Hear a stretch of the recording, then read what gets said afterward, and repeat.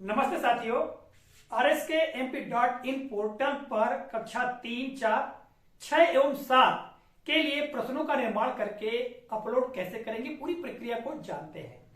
आप देख रहे हैं यहाँ पर कक्षा तीसरी से मैंने अंग्रेजी विषय के प्रश्न तैयार किए हैं उदाहरण स्वरूप, और इनको सीधे मैं आपको प्रैक्टिकली अपलोड करके बताऊंगा। यहाँ पर आप देख पा रहे हैं एलओ अर्थात लर्निंग आउटकम E304, इसके अंतर्गत मैंने एक प्रश्न बनाया है जो कि लेसन 2 से लिया है, और जो दूसरा क्वेश्चन है ये लेसन 4 से मैंने लिया है। ठीक है, तो किस तरह से अपलोड करेंगे इसकी पूरी प्रक्रिया को इस वीडियो में जानते हैं। आप देख पा रहे हैं मेरे हाथ में एक टेबलेट है, इस टेबलेट में मैं सीधे आपको बताऊंगा कि किस तरह से आप अपलोड कर सकते हैं। इसके पहले आपको तैयारी करनी होगी। आप देख पा रहे हैं यह पुस्तक लर्निंग आउटकम की जो हैंडबुक है, टीचर हैंडबुक, इसका मैंने प्रयोग किया है। साथ ही जो पाठ्य पुस्तक है इससे भी मैंने प्रश्न तैयार किए हैं। साथ ही यदि आपको चित्र अपलोड करने हो तो चित्र भी पहले से ही तैयार करना होगा, क्योंकि हम 1 MB से कम के चित्रों को ही अपलोड कर पाएंगे। तो आप चित्र पहले क्लिक कर ले और क्लिक करने के पश्चात उनको कम साइज का बना ले। ठीक है, यदि आपको चित्र अपलोड करना है तो, यदि चित्र अपलोड नहीं करना है तो आपको ऐसा कुछ करने की आवश्यकता नहीं है। तो आइए प्रारंभ करते हैं। तो सबसे पहले आपको अपने मोबाइल पर या टैबलेट या लैपटॉप में क्रोम ब्राउजर या कोई भी अन्य ब्राउजर का प्रयोग करते हुए rskmp.in पोर्टल को ओपन करना होगा। चलिए प्रारंभ करते हैं। तो जैसा कि आप देख पा रहे हैं इस टैबलेट को, यहाँ पर क्रोम ब्राउजर है, इसको जैसे मैं क्लिक करूंगा तो मैं क्योंकि पहले से ही लॉगिन हूं तो ऑप्शन खुल के आ जाएगा राष्ट्रीय शिक्षा केंद्र का अर्थात rskmp.in पोर्टल। ठीक है, इस पोर्टल को आप लॉगिन कर लेंगे, उसकी पूरी प्रक्रिया आपको ज्ञात है और पहले भी इस संबंध में हमने कई वीडियोस अपलोड किए हैं। ठीक है, तो आपको क्या करना है, जो आइटम बैंक का ऑप्शन दिया गया इसको क्लिक करना है और इसमें 3 ऑप्शन खुलकर आ रहे हैं। इनमें डैशबोर्ड, एंट्री फॉर्म और व्यूज। तो यहाँ पर डैशबोर्ड और व्यूज जो है ये केवल देखने के लिए है। ठीक है, जो हम प्रश्नों को अपलोड करेंगे उसके लिए बीच वाला जो ऑप्शन दिया गया एंट्री फॉर्म का, इस पर हमको क्लिक करना होगा। ठीक है, जैसे हम इस पर क्लिक करेंगे तो यहाँ पर सारी जानकारी खुलकर आ जाएगी और आपको क्या करना है, हम थोड़ा जूम कर लेते हैं, मैं आपको सारी जानकारी बताता हूँ। ठीक है, जैसा कि आप देख पा रहे हैं यहाँ आप देखेंगे तो सबसे पहले ग्रेड दिया हुआ है, ग्रेड अर्थात कक्षाएं।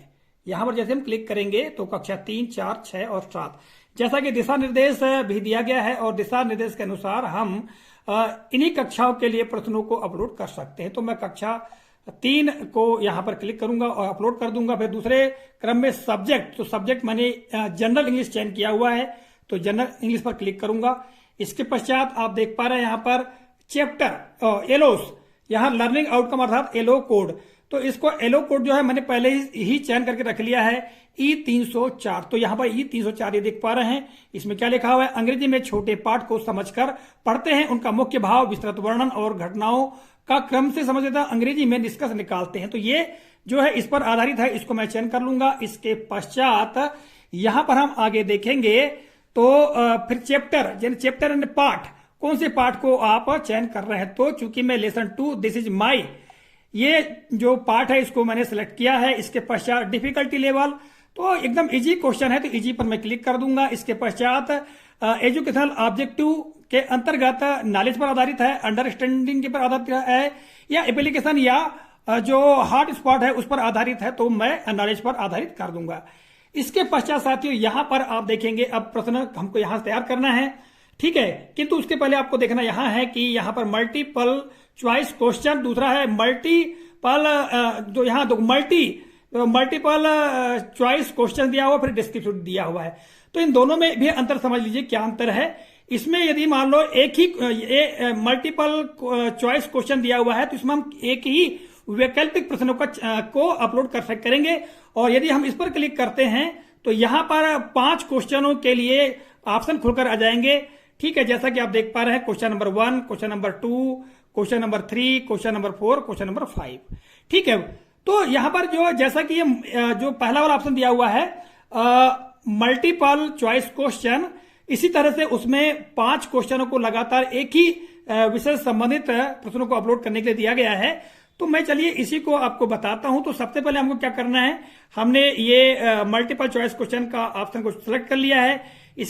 इसके पश्चात सेलेक्ट, यहां पर दिया हुआ है select image file file size must be less than और इक्वल टू 1 MB, यानी 1 MB से कम की या इसके बराबर होनी चाहिए। तो चलिए मैं फाइल को क्या करता हूं, चूज करता हूं। मैंने यहां पर क्लिक किया, हम फाइल पर जाएंगे और फाइल पर जाने के पश्चात इस पर हम क्लिक करेंगे तो जिसका हमने फोटो खींच कर रखा है वो फोटो यहां पर आ जाएंगी। मैंने डाउनलोड कर लिया, उसको कम साइज कर लिया है, तो यहां पर मैं इसको क्लिक कर लेता हूं। अर्थात एक बैग के चित्र को यहां पर मैं देखो मैंने अपलोड कर दिया। ठीक, इसके पश्चात यहां पर हम क्वेश्चन लिखेंगे। तो जैसा कि आप बोर्ड में देख पा रहे हैं, यहां पर बोर्ड में देख पा रहे हैं, है ना, ये दिया हुआ है लेसन 2 दिस इज माई। ठीक है, ये दिया हुआ है ये पार्ट का नाम, और क्वेश्चन क्या है, see the picture and choose correct answer. फिर दिस इज माई एक सेंटेंस दिया गया है, उसके 4 विकल्प है, A book, B ball, C bag और डी पेंसिल। तो चलिए अब मैं आपको बताता हूं इसमें टाइप करके। ठीक है, टाइप हम किस प्रकार करेंगे, यहां पर हमने टाइप किया और यहां पर लिखेंगे सी, यहां पर क्वेश्चन नंबर 1 लिख देंगे, या क्वेश्चन आप 1 लिख सकते हैं इस प्रकार, ये क्वेश्चन 1 लिख दिया। इसके पश्चात हम यहां पर टाइप करेंगे सी the picture and choose correct answer. ठीक है, और ये फुल स्टॉप। इसके पश्चात हम नीचे आ जाएंगे और यहां पर क्वेश्चन जो सेंटेंस है उसको टाइप करेंगे, दिस इज, इसके पश्चात माई, और यहां पर हम दे देंगे ब्लैंक। ये हमने ब्लैंक दे दिया, आप देख रहे हैं। और ब्लैंक देने के पश्चात अब हमको यहां नीचे ऑप्शन सेलेक्ट करना है। तो ऑप्शन में ए में हमने क्या दिया है, बुक, तो हमें लाइक देंगे BOOK बुक। बी में क्या दिया है हमने, बॉल, BALL बॉल। और सी में हमने क्या दिया है, बैग, BAG बैग। और डी में हमने क्या दिया है, पेंसिल, PENCIL।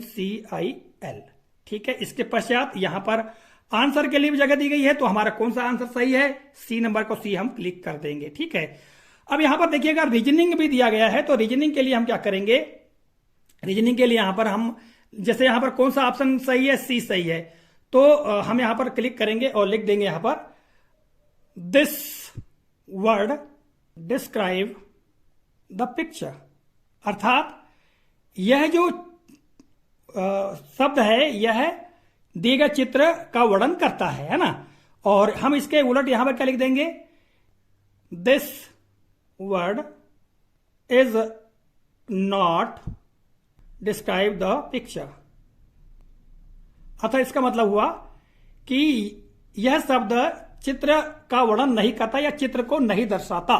तो इसी को हम कॉपी कर लेंगे यहां से। ठीक है, और जो शेष हैं उन शेष ऑप्शन में इसी को पेस्ट कर देंगे बस इस तरह से, क्योंकि ये जो है ये इसको डिस्क्राइब नहीं करते। इसके पश्चात अब आप देखेंगे हमारा कंप्लीट हो चुका। आप शुरू से देखिएगा, हमने यहां पर पूरा चॉइस कर लिया ऊपर। इसके पश्चात हमने पिक्चर भी चॉइस कर लिया। अच्छा, आपको ये बात ध्यान देना है कि जरूरी नहीं कि आप चित्र को ही अपलोड करें। यदि जो चित्र से संबंधित कोई प्रश्न है तभी आप चित्र को अपलोड करेंगे, अदरवाइज चित्र का जो ऑप्शन इसको छोड़ देना है। ठीक है, और सीधे आप क्वेश्चन को टाइप करके भी कर सकते हैं।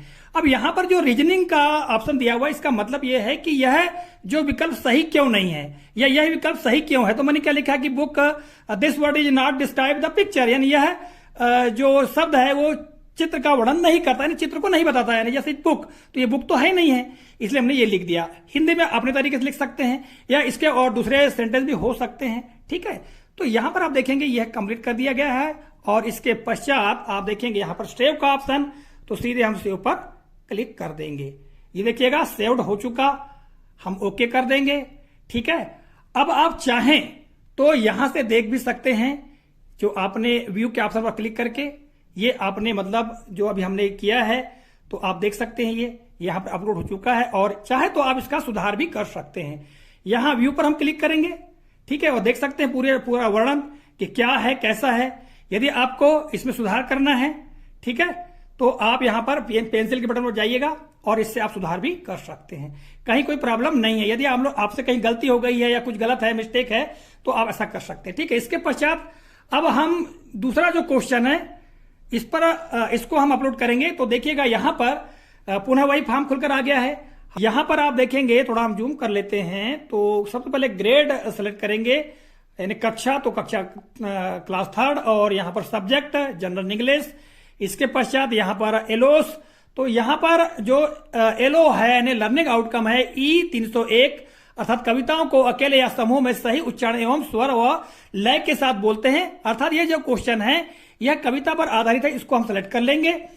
इसके बजाय यहाँ पर हम चैप्टर सेलेक्ट करेंगे। चैप्टर अर्थात कौन से चैप्टर से है, तो ये chapter 4 can you do as I do से है, तो हम इसको सिलेक्ट कर लेंगे। इसके पश्चात डिफिकल्टी लेवल, तो डिफिकल्टी लेवल में एवरेज है, यानी सामान्य कठिनाई का प्रश्न है, उसको सेलेक्ट कर लेंगे। इसके पश्चात एजुकेशनल ऑब्जेक्टिव, तो इसके अंदर दिया जाएगा अंडरस्टैंडिंग, यानी समझ पर आधारित है लगभग।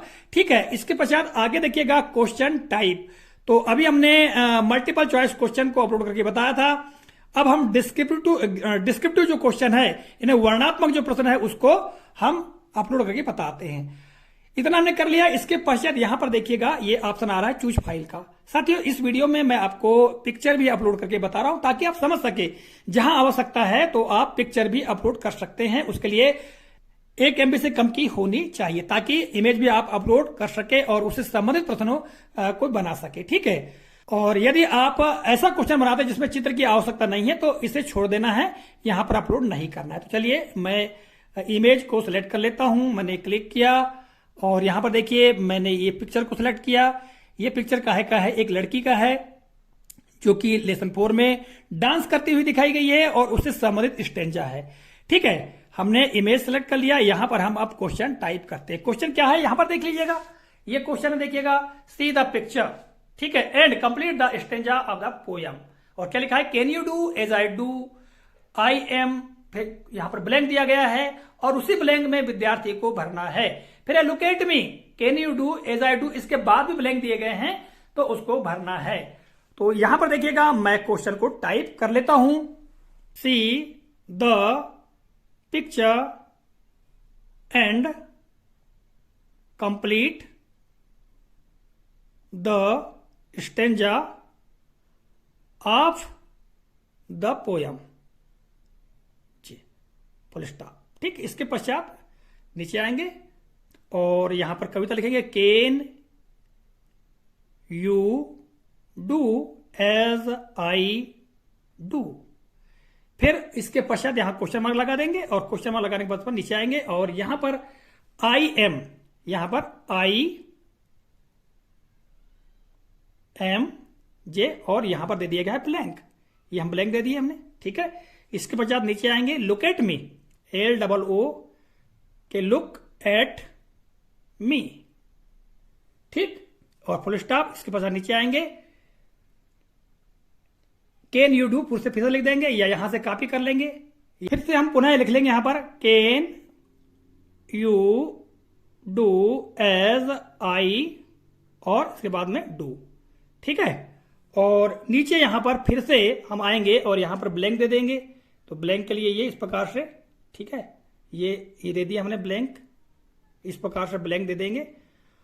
अब यहां पर आप देखेंगे ये प्रश्न हो गया। प्रश्न के बाद यहां पर आप देखिएगा आंसर। आंसर क्या होगा, तो आंसर टाइप करने के लिए हम चाहें तो सीधे जो ब्लैंक दिए गए हैं, जैसा कि आई एम यहां डांसिंग, या डांसिंग वर्ड को टाइप कर देंगे और नीचे यहां पर जंप जंप जंप 3 बार, ऊपर फिर उसके नीचे जंप जंप जंप 3 बार नीचे इस प्रकार टाइप कर सकते हैं। किंतु हमें पूरी कविता को यहां पर टाइप कर देना चाहिए, तो यहां पर हम लिखेंगे आंसर ANS, ठीक है, और इसके पश्चात यहां पर अब हम टाइप करेंगे फिर से कविता को, can you do as I do, ठीक है, इस प्रकार, और क्वेश्चन मार्क लगा देंगे। नीचे आएंगे और यहां पर लिखेंगे आई एम और सीधे यहां क्या जाएगा डांसिंग, क्योंकि ब्लैंक में क्या आएगा डांसिंग, तो DANCING डांसिंग। ठीक है, और फिर नीचे आएंगे और यहां पर जाएगा look at me, LOOK look at मी। ठीक है, ये आ गया और फुल स्टॉप। इसके पश्चात नीचे आएंगे और नीचे आने के पश्चात यहां पर कैन यू डू, फिर से हमको लिखना है can you do as I do, ठीक है, क्वेश्चन मार्क, और यहां पर फिर नीचे आ जाएगा 3 बार हमको जंप जंप लिखना पड़ेगा, ठीक है, JUMP जंप, ठीक है, फिर JUMP जंप, JUMP जंप, फिर नीचे आएंगे और फिर से हम जंप 3 बार हमको जंप लिखना पड़ेगा, जैसा कि कविता में दिया गया है, एमपी जंप, ठीक है, जेयू एमपी जंप, जेयू एमपी जंप। तो इस तरह से ये देख रहे हैं आप, कंप्लीट हो गया क्वेश्चन। इसके पश्चात नीचे आप देखेंगे यहां पर क्वेश्चन की कैटेगरी भरना है, तो किस टाइप क्वेश्चन है, फिल इन द ब्लैंक्स वाला है, तो हमने फिल इन द ब्लैंक्स वाला जो ऑप्शन है उसको चयन कर लिया। फिर कितने मार्क्स देना है, तो हम यहाँ पर 3 मार्क्स दे देंगे, क्योंकि 3 खाली स्थान यहाँ पर दिए गए, इसलिए 3 मार्क हम सेलेक्ट कर सकते हैं। आप अपने अनुसार क्वेश्चन की क्वालिटी, क्वेश्चन में कितनी कठिनाई स्तर है, उसके आधार पर भी अंकों का निर्धारण कर सकते हैं। और इसके पश्चात यहां देख रहे हैं नीचे सेव का ऑप्शन, सेव के ऑप्शन पर जैसे आप क्लिक करेंगे तो यह क्वेश्चन क्या हो जाएगा, सेव हो जाएगा। देखिएगा ये सेव हो चुका है, ओके कर देंगे। और ओके करने के पश्चात, ठीक है, यहां पर आप देख पा रहे हैं, यहां नीचे हम आइटम बैंक पर क्लिक करेंगे, व्यू पर क्लिक करेंगे, तो आप देखेंगे यह दोनों क्वेश्चन जो है यहां पर हो चुके हैं। अब यहां चाहे तो यहां से इनको देख भी सकते हैं या एडिट भी कर सकते हैं, सुधार भी सकते हैं यदि कुछ गलती हो गई है तो, ठीक है। तो साथियों, इस तरह से आज के इस कालखंड में किस तरह से हम rskmp.in पोर्टल पर अपने प्रश्नों को अपलोड कर सकते हैं, पूरी प्रक्रिया को बताने का प्रयास किया है। आशा करते हैं जानकारी काफी उपयोगी और महत्वपूर्ण लगी होगी। मिलेंगे अगले कालखंड में इसी तरह के किसी नए प्रकरण, नई जानकारी को लेकर, तब तक के लिए जय हिंद।